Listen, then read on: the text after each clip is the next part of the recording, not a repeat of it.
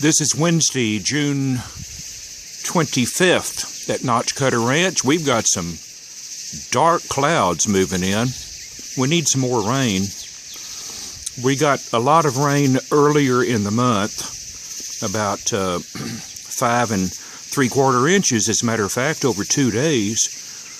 But we need more, and I'm hoping we might be able to get some out of this.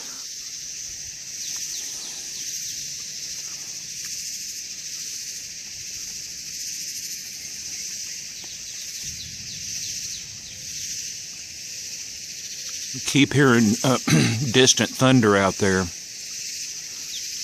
So what I need to do right now is go in and look at the weather radar and see if this is moving in our direction or if it's going away from us.